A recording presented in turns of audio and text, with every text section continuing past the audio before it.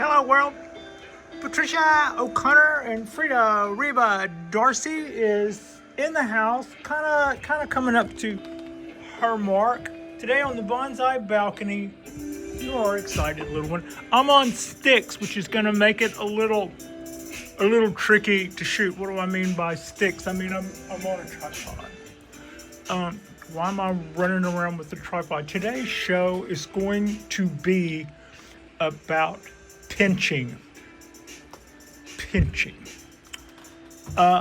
as opposed to pruning.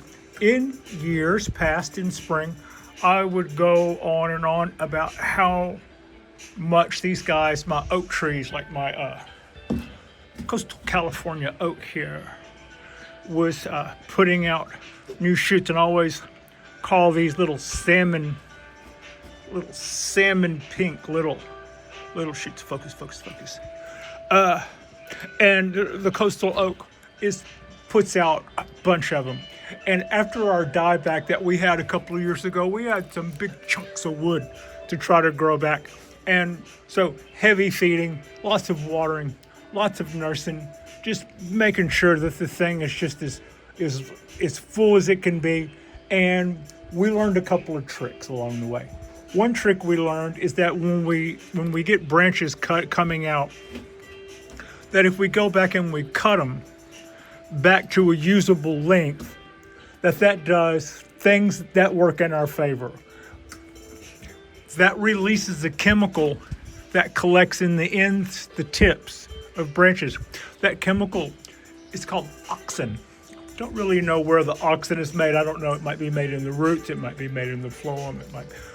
But it collects in the end, and it tells the rest of the tree where the top is, where the future is, where all the growth is going to be happening. What's the hot spot in town? Well, according to the Oxen, it's probably that spot right there in the tip here. So, like I said, in years past, I would go through and say, okay, we've got this long growth here. The longer this goes, the more I'm going to see the spaces between the internodes get longer and longer and longer. I don't like that. We want to have bud choices. We want to have back budding. We want to have things that will help us make a fuller, more beautiful tree. And if we want to cut back, better, more choices than fewer, right? So what if we're looking at a tree that looks underdeveloped? It doesn't have enough branches. It's kind of scary to think about pruning back branches when you don't have enough. But that's sometimes exactly what we need to do. I'm not telling you to cut the last branch off your tree. But when my cork bark oak only had a few branches and I didn't like the ones that it had, I was very reluctant to cut or carve on them any at all, because I didn't like that I didn't have an abundance of foliage. It just wasn't putting out enough for me. What I needed to know then was feeding and watering and pruning back the tips would cause it to do exactly what I wanted it to do and start creating more branches.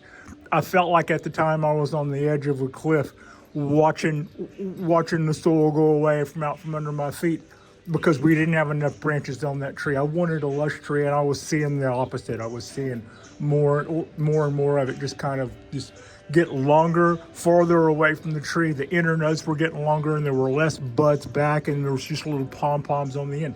Exactly the opposite of what we're going to want. So when I learned to start feeding and start watering, not to take the part where it's a drought-tolerant tree and do drought to see, because I thought that we were trying to stunt something, but instead allow it to flourish and prune back to our usable length and let the bonsai pot do its work too. And that's how I learned to make bonsai.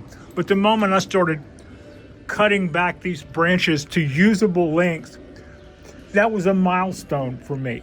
That led to it just pushing out a lot more growth. Meanwhile, there was another camp. They were not allowing things to grow out in early spring to a length and then deciding that this was the right length. They were letting something grow out close to a usable length and then pinching the tip. And pinching the tip does the same thing, except better. I haven't done shows about pinching the tips for the same reason that I don't do a lot of shows where I'm holding the tripod.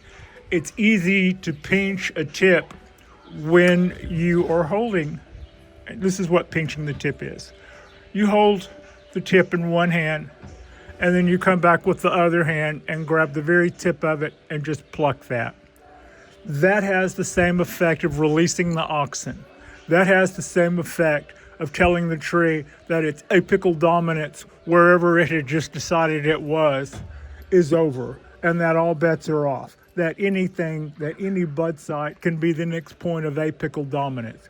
So a flurry of activity will happen behind that tip you just clipped, be it out here on a foot-long branch or be at the very tip. So watching people do the tips, I finally get it. I'm not going to be cutting my tree off up to a usable length anymore. I'm just going to start doing maintenance on the tips.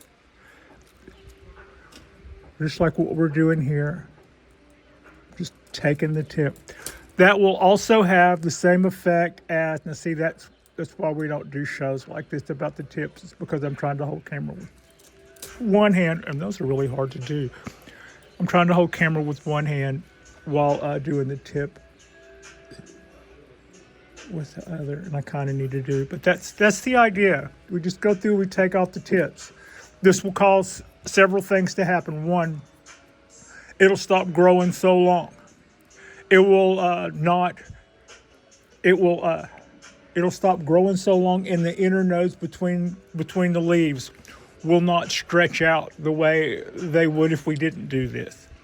Whereas before, I was just letting it growing out, picking a leaf and deciding that'll be my next direction, and then cutting it off here and then letting, that leaf, for instance, be the next direction the branch grows.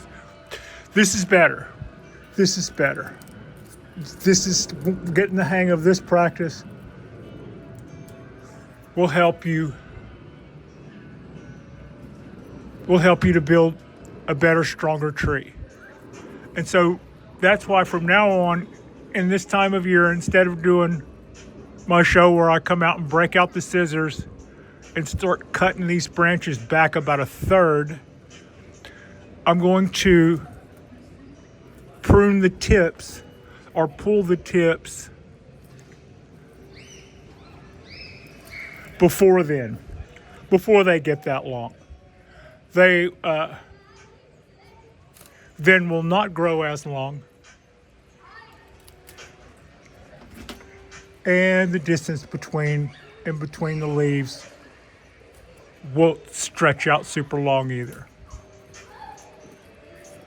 And that will change the hormone allocation from the buildup of Oxen that's in the tips, releasing the Oxen and telling the tree to back bud like crazy. And if you look at it, because it's spring, it's already back budding like crazy. So we're about to go double crazy on it. We're about to go more crazy on the back bud, please. Yeah. So here we go. Try. And that's basically our lesson. I had been doing this with scissors and cutting these branches in half just so they wouldn't elongate as much and stretch out as much. And I had been doing little discussions about the chemicals that were released from doing that, and how that would help us to get more choices and more buds. But last year, while doing this, I had already seen a couple of my teachers do stories about pinching. And I realized that they were doing by pinching what I was doing by pruning, but I think their results were better by pinching. One reason for that is usually I don't cut this back as early as they pinch. So the branches would already get a length that I'm thinking would be good for me, but then it doesn't grow out the way I think it does or something, or it looks too blocky or whatever. So this is why those who know pinch. And this is our first show, I think this is our first show about pinching. The last spring when I did a version of this show where I was running through here with my scissors, cutting these ends off, I had already alluded that I thought maybe pinching might be the way to go in the future.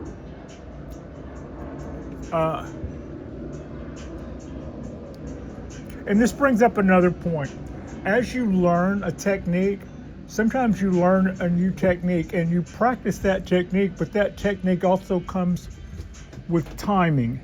And timing can be seasonal timing, or timing can mean how long you let something grow or how quickly you cut it back.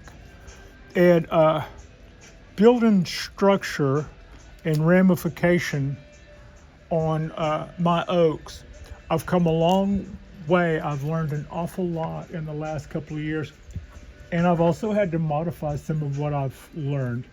I think in my first, like a year or so ago, when I first started really going heavy on the ramification of 2 years ago, when I first started the ramification on these guys in earnest, and I had learned about my feeding, and I had learned about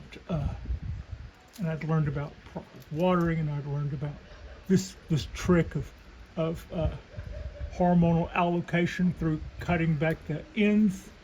I think I went too early. I was trying to, instead of building a branch out to here, see how far I am away from the tree. Let's go back down to, yeah.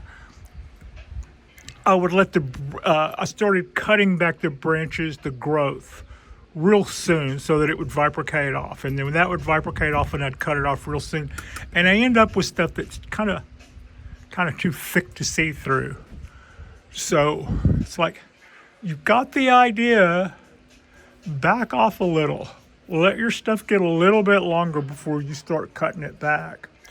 And in keeping with that, I believe that pinching the tips will stop the stuff from, well, I know it'll stop the shoots from growing as fast.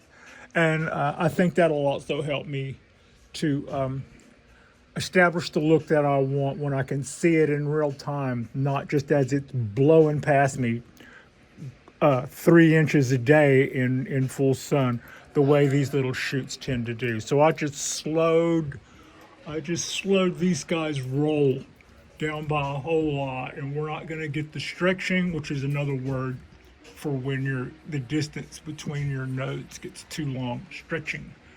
So that's going to cut down the stretching, and that's going to cut down the length coming out of it. That'll stop them, put a stop to their elongating on the ends.